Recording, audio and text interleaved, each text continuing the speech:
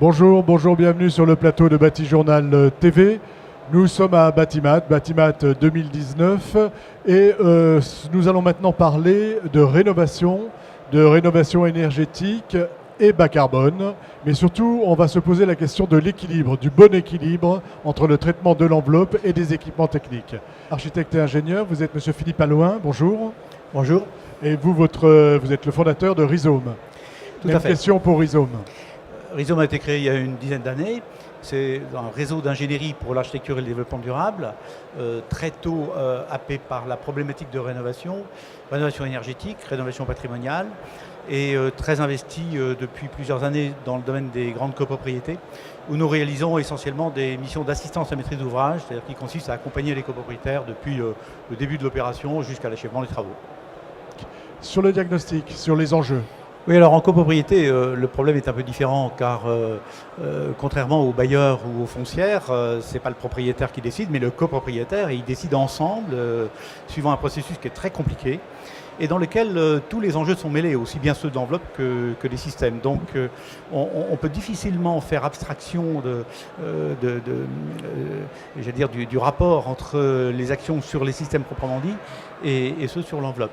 D'autant que sur le plan financier, le fameux reste à charge, on va dire, est beaucoup plus compliqué à calculer que le coût par intervention. Donc finalement, le copropriétaire va toujours regarder ce qui lui reste à payer compte tenu de toutes les aides qu'il aura pu avoir. Et donc ça fait effectivement une particularité qui conduit à la décision de faire ou de ne pas faire. Bien entendu, les facteurs sont multiples. Et c'est ça qui en fait des opérations très complexes. Et en même temps, la valorisation financière, là tu parlais à l'instant de la valeur verte, ça la valeur verte c'est ce qui reste à la fin, mais les économies d'énergie comptent quand même malgré tout, car c'est tout simplement un moteur de financement. Et un moteur de financement qui peut être très important quand, comme on le fait dans la plupart de nos opérations, on diminue la charge énergétique de 50 voire 60%, ça constitue sur une quinzaine d'années un potentiel de financement qui est très important. Donc il ne faut pas le négliger, tout en sachant que bien entendu ce n'est pas le seul facteur de décision. Il y a même des facteurs qui sont tout à fait irrationnels en copropriété, il faut aussi en tenir compte, parce qu'on est dans la démocratie directe, donc c'est ce qui fait que c'est difficile. Mais la technique nous aide beaucoup, comme on peut le voir dans différents exemples, la technique nous aide beaucoup. Alors, avant d'en venir aux exemples des uns et des autres, je voudrais que notre émission, nous l'avons appelée le bon équilibre, trouver le bon équilibre. D'une manière générale, le bon équilibre dans une rénovation énergétique, qu'est-ce que c'est ? En copropriété, on peut dire que les actions sont réellement indissociables. Je veux dire, c'est pas raisonnable de dissocier des interventions sur l'enveloppe et des interventions sur les systèmes, pour une raison simple, c'est qu'une copropriété qui aura, par exemple, remis à niveau son système de chauffage, sans rien faire d'autre, aura fait 25 ou 30% d'économie, mais elle n'en aura pas eu de bénéfices supplémentaires, et il se passera bien des années avant que les copropriétaires se décident à réinvestir dans l'enveloppe. Inversement, une copropriété qui fait son ravalement, plus ou moins bien, et ne se préoccupe pas de ces systèmes, aura toutes les peines du monde de retrouver, après cet investissement coûteux, une nouvelle opération sur les systèmes. Donc, réellement, les deux approches sont indissociables. Il faut même les traiter en même temps dans l'intérêt du copropriétaire, essentiellement au regard des avantages financiers, notamment des subventions, des prêts, etc., qu'il ne pourra avoir qu'une fois, et qu'une fois pour un ensemble d'actions qui aura été décidé à un moment. Il y a deux opportunités. La première, c'est qu'une grande partie du patrimoine des immeubles collectifs en copropriété date des années 50 et 60 et est énergivore. Ça est énergivore par son enveloppe. Donc c'est la première opportunité parce que ces enveloppes-là viennent en bout de course, sont généralement dégradées, et l'opportunité du fameux ravalement, incontournable, quoi qu'on fasse, c'est le déclencheur d'une opération de rénovation énergétique. Bon. Et puis la deuxième raison pour laquelle c'est pas tout à fait vrai, c'est que sur le plan juridique, l'État qui parfois a un métro de retard et en ce moment a une politique technique qui n'est pas finalement très favorable aux rénovations énergétiques, a quand même fait évoluer la réglementation sur le ravalement et imposé un minimum d'objectifs énergétiques en cas de ravalement. Donc ces éléments font qu'on avance et que ça ouvre la possibilité d'opérations réellement intéressantes. Monsieur Allouin, allons-y sur les exemples. Vous nous en avez apporté 3. Je vais vous demander de nous dire en quoi à chaque fois on a eu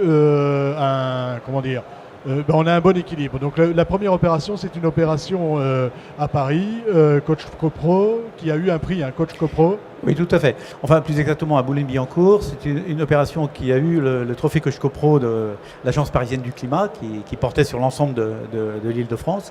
Et très mobilisé sur les actions de rénovation des copropriétés en région parisienne. Voilà.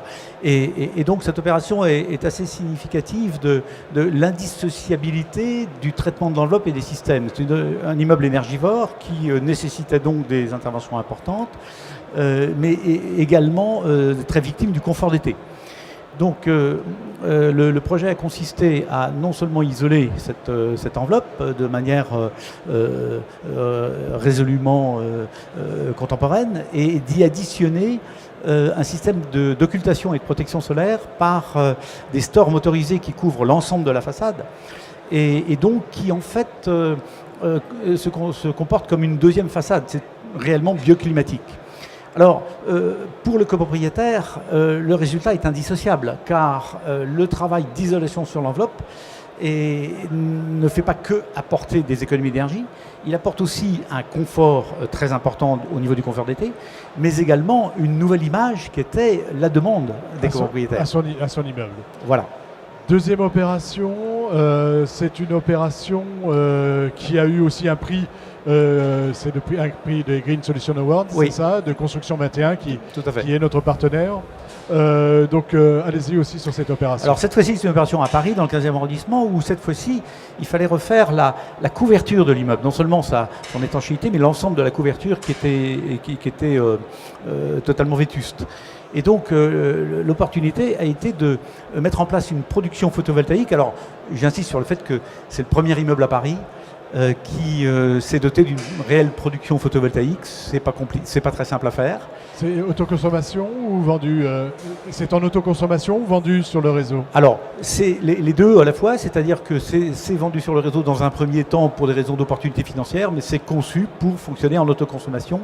La production couvre l'ensemble des besoins électriques des parties communes, y compris du parking, donc c'est assez signifiant. Donc là, on profite de la rénovation de la toiture pour y ajouter une cohérence et un ajout en termes d'équipement technique. C'est ça. Et l'objectif atteint, c'est un objectif ambitieux, puisque c'est également la première copropriété à Paris qui atteint le seuil de 80 kWh, donc plan climat ville de Paris.